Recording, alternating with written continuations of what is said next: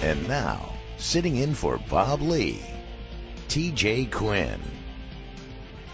As hits go, this was a no-doubter. James Harrison special that rattled the teeth of anyone watching him crush the Browns' Colt McCoy Thursday night.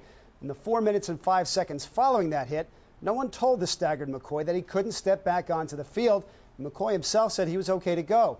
Today, Browns coach Mike Holmgren admitted that McCoy was not evaluated for concussion before he returned to play. When the injury took place on the field, at that time, the question came up, did the doctors see the impact, the play? And they did not, and our trainers did not. They were all working, as is typical in a game. They were working on other injured players, either in the bench area or behind players, okay, and so they did not see the play. Then they heard a crowd reaction. Someone said, Colt's down. Colt wasn't the only one down. Alex Smith was also down on the same play. So Joe Sheehan, our trainer, ran out, followed by Mark Schickendance. They were working on Colt. As typical procedures, they got out to him, and Colt was lucid. He was talking. You know, his body language, I guess, didn't look real great, but he was, and Mark is looking at his face and his eyes. Joe was looking at the rest of him, and he's complaining of his hand. I guess, I hurt my hand, is what he said. So they look at his hand. He goes, it really hurts. And they said, well, how?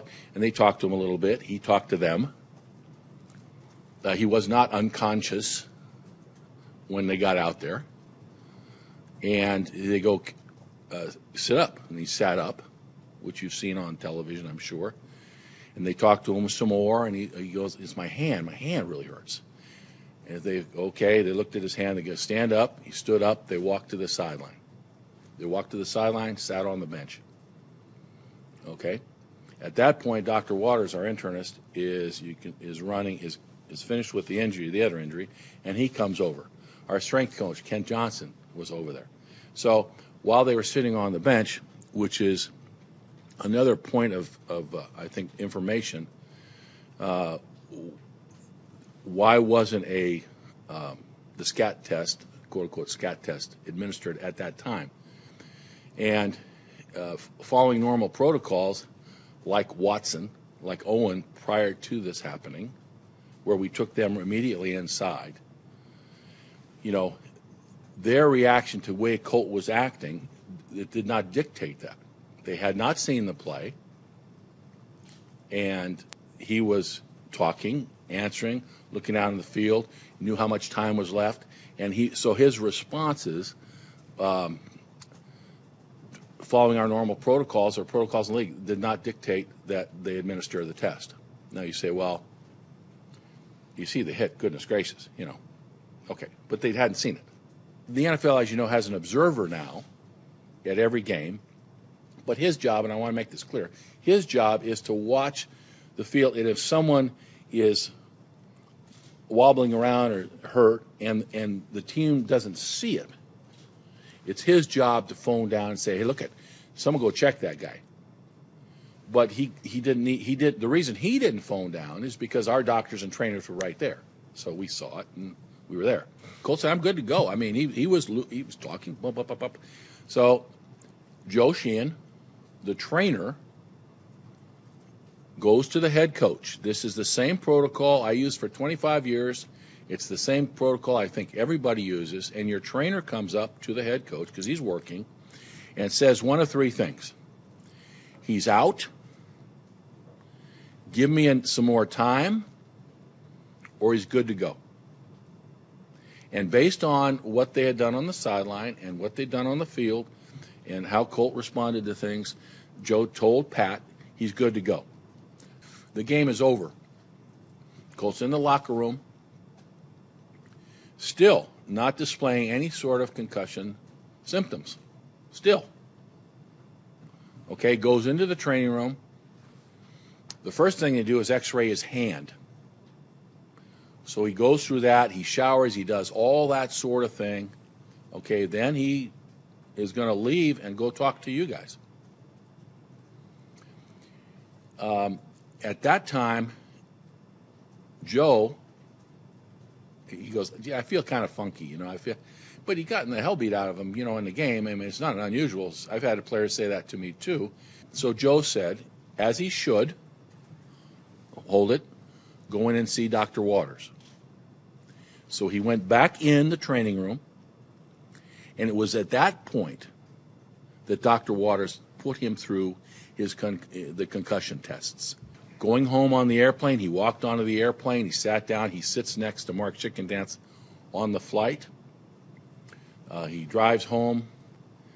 He was going to come back. We got home late. He was going to come back into the office early the next morning for treatment. When he came back in, he still had a headache, and we proceeded to do where we are right now. Well, the NFL and the Players Association both sent representatives to Cleveland to find out why no one on the medical or coaching staffs stepped in and kept McCoy from putting his injured brain at further risk. And from the NFLPA, we get this statement from DeMaurice Smith. The NFLPA met with officials from the Browns yesterday, and we collected information related to the treatment of Colt McCoy. We will review the findings with our team and take into consideration the public comments made by the Browns today. Let's bring in NFL insider Adam Schefter, who's been following this, and Jerome Bettis, who, of course, is a Pittsburgh Steeler himself, spent 10 years in the NFL. Thanks, both of you. How has your thinking about that issue changed just from the time that you left the game?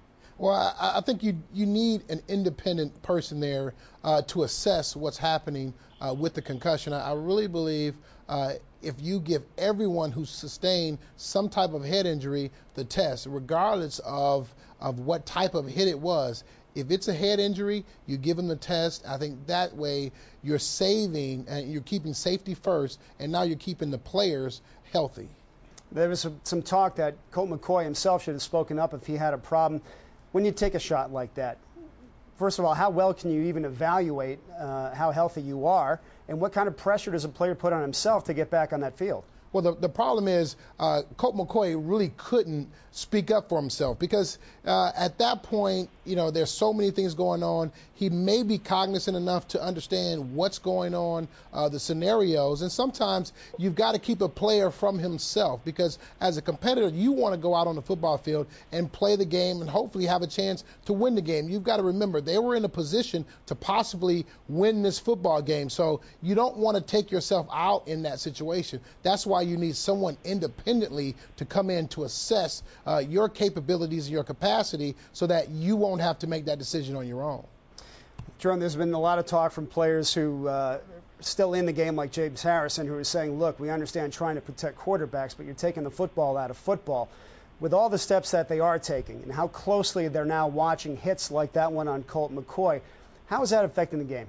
It's changing the game. I talked to James Harrison, and he said that it's making him a different player. He doesn't want to go out there and change the way he plays football in the sense of now I've got to think about how can I hit the quarterback, where can I hit the quarterback. And he also said that it's really unfair because now you've only got about a 2-foot area where I can hit the quarterback.